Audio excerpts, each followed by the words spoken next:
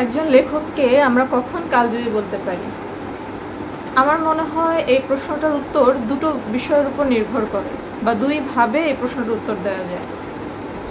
একজন লেখক কালজয়ী হন তখন যখন তিনি তার যুগের এমন কিছু সত্য তার লেখার মধ্যে লিখে যান, তার বইতে বা তার সাহিত্যকর্মে রেখে যান, যে সত্যগুলো তার সময়ের অনেক পরেও, অর্থাৎ তার ওই যুগ পার হয়ে যাওয়ার পরেও সেই সত্যগুলো সত্য হিসেবেই থাকে, সেই সত্যগুলোর কোনো পরিবর্তন হয় না।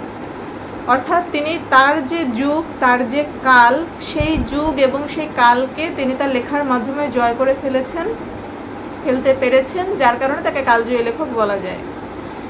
আর একভাবে আমার মনে হয় একজন লেখক কালজয়ী হতে পারেন যিনি তার যুগের চেয়েও অনেক অ্যাডভান্স চিন্তা করতে পারেন। তিনি যে সময়টাতে বসবাস করছেন সেই সময়ে বসে তিনি এমন এক পৃথিবীর কথা কল্পনা করতে পারেন যে পৃথিবীটা ভবিষ্যতে আসবে, যে সময়টা ভবিষ্যতে আসবে সেই সময়টাকে তিনি তার সময়ে চিন্তা করতে পারেন। এইরকম যখন কোনো লেখক তার লেখায় লিখে যান তাকেও হয়তো আমরা কালজয়ী বলতে পারি। আমার কাছে মনে হয় যে একজন লেখককে কালজয়ী বলার ক্ষেত্রে এই দুটি বিষয়ই গুরুত্বপূর্ণ ভূমিকা রাখে। এই কথাগুলো বলার কারণ হচ্ছে, সম্প্রতি আমি জর্জ অরওয়েলের 1984 এটার বাংলা অনুবাদ পড়লাম। অনুবাদ করেছেন মাহমুদ মেনন। 1984কে উনি লিখেছেন 1984। তো এই বইটা পড়ার পর আমার মনে হলো যে লেখক আসলে শুধু যে তার যুগের কিছু সত্যকে তুলে ধরেছেন তা না, বরং তিনি এমন এক পৃথিবীর কথা তখন কল্পনা করেছেন যে পৃথিবী আমরা এখন দেখতে পাচ্ছি। বইটার নাম 1984, কিন্তু বইটা মোটেও 1984 সালে লেখা নয়, বরং 1984 সালের বহু আগে 1947-48 সালের দিকে লেখক এই বইটা লিখেছেন, প্রকাশিত হয়েছে। সেই 1947-48 সালের দিকে তিনি 1984 সালের পৃথিবী কেমন হতে পারে তার একটা কাল্পনিক বর্ণনা তিনি এই বইতে দিয়েছেন। এবং ইন্টারেস্টিং বিষয় হচ্ছে যে পৃথিবীর কথা তিনি 1984 সালের প্রেক্ষাপটে লিখে গেছেন সেই পৃথিবী আমরা আজও এই 2025 সালেও দেখতে পাচ্ছি। এবং এই 1984 সালের বইটাতে যেসব বিষয় কল্পনা করা হয়েছে তার মধ্যে যে বিষয়গুলো এখনও বাস্তবে রূপ পায়নি, হয়তো 2050 বা 2084 সালের মধ্যে আমরা সেই বিষয়গুলোও দেখে ফেলব।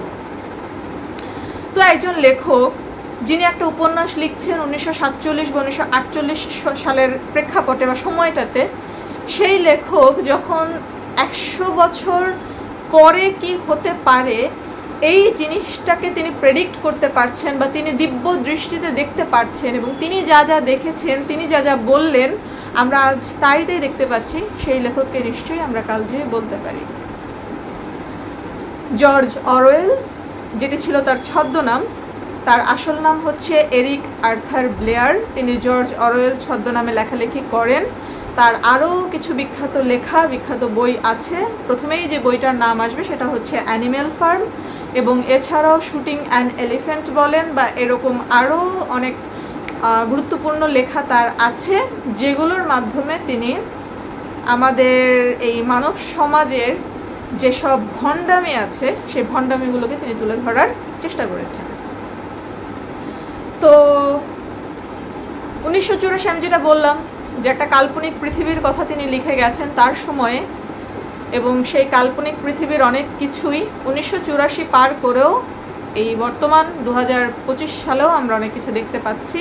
এবং উনি যেসব সত্য উচ্চারণ করে গেছেন সেই সত্যগুলো আমার মনে হয় যে আসলে মানব সভ্যতা যতদিন টিকে থাকবে এই সত্যগুলো বারবার, এই সত্যগুলোর পুনরাবৃত্তি ঘটবে। তো এই বইতে আরেকটা লাইন অনেকটা এরকম যে একটা ভালো বই হচ্ছে সেটা যেখানে আমাদের জানা কথাগুলোই আছে। এক্স্যাক্টলি এই 1984 বইটাও ঠিক সেরকম। এই বইটাতে আপনি এমন কিছু চরিত্র পাবেন, এমন কিছু ঘটনা পাবেন যে ঘটনাগুলো, যে চরিত্রগুলো আসলে আমরা কম বেশি আমাদের আশেপাশে যে চরিত্রগুলোকে দেখছি, বা আমরা নিজেরাই হয়তো এরকম কোনো একটা চরিত্র, এবং যে সত্যগুলো আমরা উপলব্ধি করি প্রতি ক্ষণে ক্ষণে, যেগুলো আমাদের আসলে অজানা না, আমাদের জানা বিষয়গুলোই আমরা এই বইতে আবার খুঁজে পাব। তো এই বর্তমান প্রেক্ষাপটে যে দুইটা বই নিয়ে ভীষণ আলোচনা হয়, এই দুটোই জর্জ অরওয়েলের লেখা, একটা 1984 আর একটা হচ্ছে অ্যানিম্যাল ফার্ম।